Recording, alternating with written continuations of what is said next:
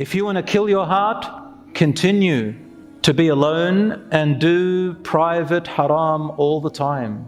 This is how you will surely kill your heart, kill your personality, kill your mental state and your health. You know, my brothers and sisters, if I were to ask you one question, what do you think affects the heart the most? What do you think affects our heart the most out of all the things that we do? Zikr? Not praying? I want you to think about, where is the moment where the heart is the most honest? In pain? No. No. That's desperate. That's actually the opposite. Allah subhanahu wa ta'ala says, there are those, in the Quran, says there are those who forget Allah when they're in good health. When they're in pain and in sickness, that's when they remember Allah. I mean, Allah is still there for them, but that's not the sign of an honest heart. Or can I say the reality of a person? When is the time? Yes, when they're alone by himself. When you are alone by yourself. That, if you want to know yourself, the level of your iman, who you are, what pathway you're taking, where your stance will be on the Day of Judgment, what kind of a person you really are right now, then measure yourself when you are alone. Measure yourself when you have this in your hand, your phone. That's when you know who you really are. And a person who fears Allah subhanahu wa ta'ala is the type of person that you should be hanging around with. He is the man you should marry. She is the woman you should marry. But of course they fear Allah truly. And you try to find out as much as you can, ask about them and so on. But the point is, we're not here to talk about how to find that person. We're talking about making that the goal. Because a man and a woman who fear Allah will not be bothered if they are being watched in public or whether they are alone in private. They will fear Allah in public and in private. But we all sin. We're all weak. And when we are alone in private, we do get weak and we sometimes slip and falter. If Adam alayhi salam and Hawa faltered when they were in paradise and Allah left them for a while, they faltered and slipped. We will slip also. But that's not what we are talking about here. Allah does not expect perfection from anybody. But it's those people who will only be righteous and good when they are being watched by others in order to put on a facade. And when they are alone, they can't wait for that moment to come in order to penetrate all the boundaries of Allah subhanahu wa ta'ala with no hesitation, no regret, no repentance, like as if it's just a flowing river. In fact, some people, they look at it as very normal, natural thing to penetrate the boundaries, sin all you like, do all the haram if nobody is watching you. Some people go a further step. In order to make themselves feel better, if they feel the guilt of doing the wrong thing when they're alone, not being watched, then they'll grab for themselves a bunch of people or a group or some kind of social network. And they say, I got nothing to hide. And so they expose who they really are in secret because they can't bear to hold on to the guilt. What have you actually done here? You think you've done something good for yourself. But what you've actually done is now you've just topped the cake. You've accepted yourself in the true nature of an immoral person. Now it's in open. But the shaitan comes to you and says to you, at least you do it in front of people. But that's the shaitan playing tricks on you. He's sealed your fate. And that's probably why you've heard a lot and questioned, why does Islam emphasize that we keep our sins secret, not exposed? It's not because you're a hypocrite. It's not because not because Allah wants you to continue in your sin and hide it. But first of all, people don't forgive your sins. They're not the people. People have no business. You don't turn to people. It's as if you're saying, I've got to confess who I really am to the public. Who is the public? Did the public create you? We are all here for the same test. I'm talking to Muslims here, of course.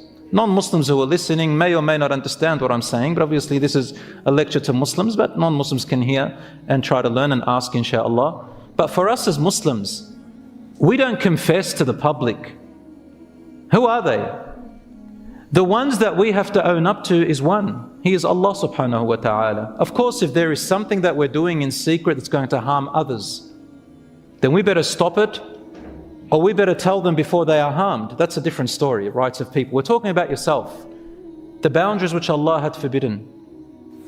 So a person who fears Allah with their wife or their husband behind closed doors, they are still fearing of Allah. They give their spouses their rights. They will fix if they ruined. They will apologize if they have hurt. They will make up what they have done wrong. They will treat their children as a trust. They'll treat their spouse as a trust. They'll treat their parents as a trust. Such a person who knows that Allah is watching them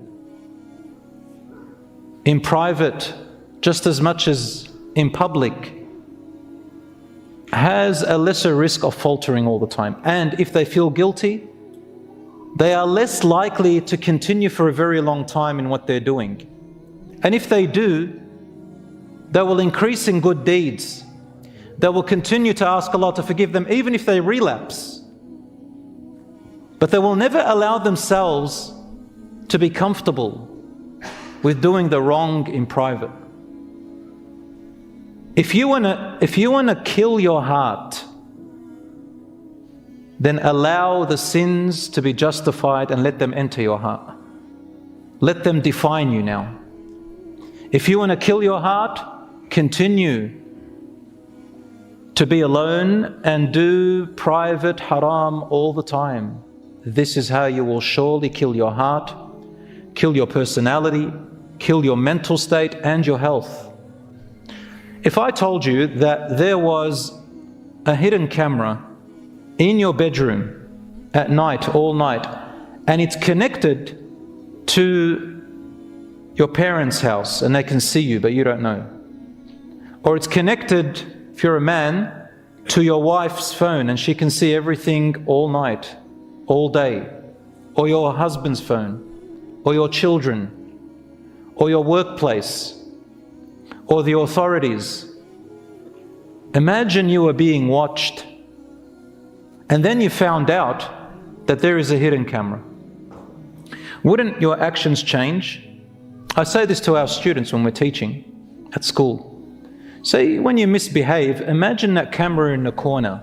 Imagine that's connected to your parents' house. Would you act the same way? They said, oh no, not my parents. Obviously, we change our habits and behavior when people are watching.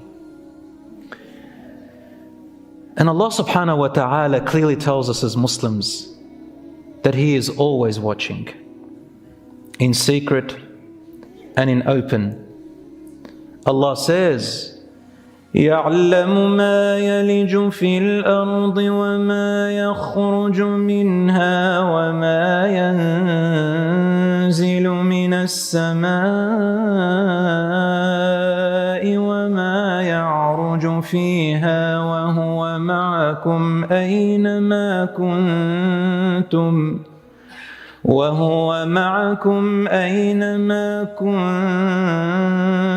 وَاللَّهُ بِمَا تَعْمَلُونَ بَصِيرٌ. He knows all that enters the earth and all that comes forth from it, and all that comes down from the heaven and all that goes up to it. He is with you wherever you are. Allah sees all that you do. If that's not enough, Allah subhanahu wa ta'ala says, يَسْتَخْفُونَ مِنَ النَّاسِ وَلَا يَسْتَخْفُونَ مِنَ اللَّهِ وَهُوَ مَعَهُمْ إِذْ يُبَيِّتُونَ مَا لَا يَرْضَى مِنَ الْقَوْلِ وَكَانَ اللَّهُ بِمَا يَعْمَلُونَ مُحِيطًا. Allah says in Surah 4, verse 108, they can hide their deeds from men, from people, but they cannot hide them from Allah, for He is with them even when they hold nightly councils that are displeasing to Allah. Allah encompasses all their doings. It's strange, it's ironical how Allah subhanahu wa ta'ala mentions the night.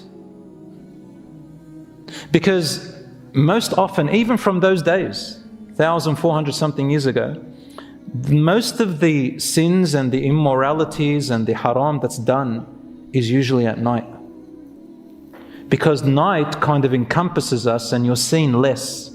So Allah points to that and picks at it, and then He just makes it face you. What do you do at night when you go to bed?